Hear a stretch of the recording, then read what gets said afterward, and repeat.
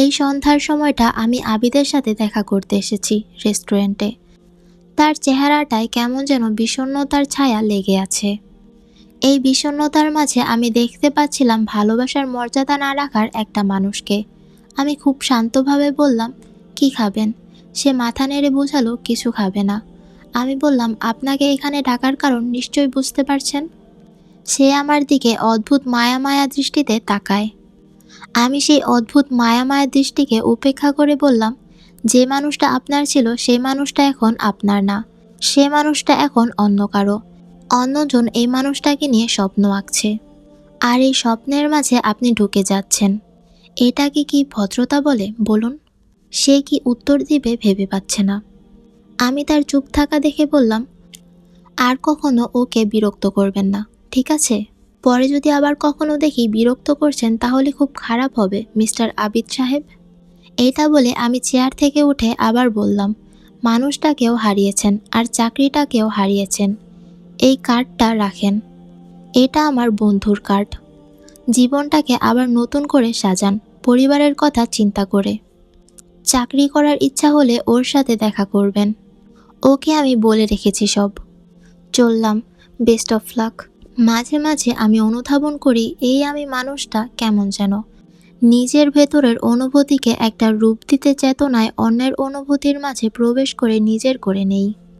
আমার খুব ইচ্ছে করে অনেক অনেক দূরে গিয়ে আমার ভাবনাগুলোকে নিয়ে একটু ভাবতে।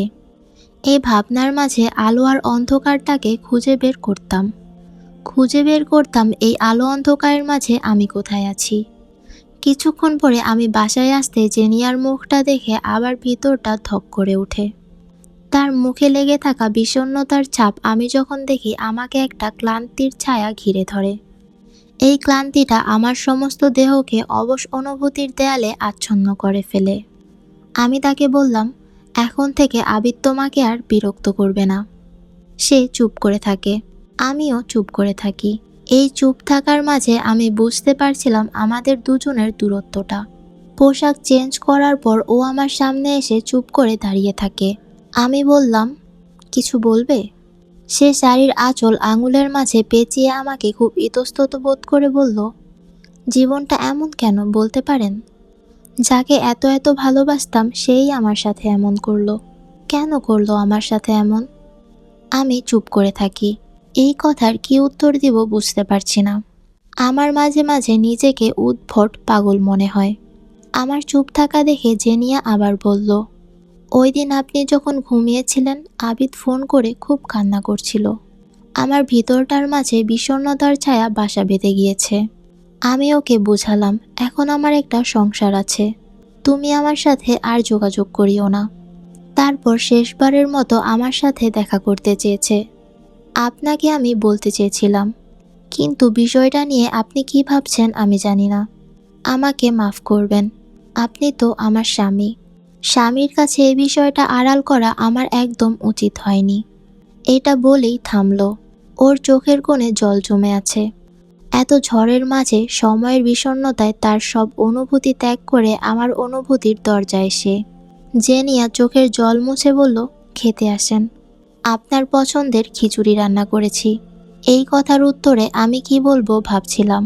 তার এই কথার মাঝে নিঃশব্দ কান্নাগুলো আমি দেখতে পাচ্ছি। আমার দেয়ালের চারপাশে বিষণ্ণতা গ্রাস করে, কিন্তু এই বিষণ্ণতা তৈরি করতে আমার তো কোনো দোষ নেই। শর্ত অনুযায়ী সে আমার। আসসালামু আলাইকুম এভরিওয়ান। গল্পটা কেমন লাগছে অবশ্যই কমেন্টে জানাবেন এবং ভালো লেগে থাকলে লাইক সাবস্ক্রাইব করে পাশে থাকবেন এবং টিকটক থেকে দেখে থাকলে ফলো করবেন। দেখা হচ্ছে পরবর্তী পর্বে।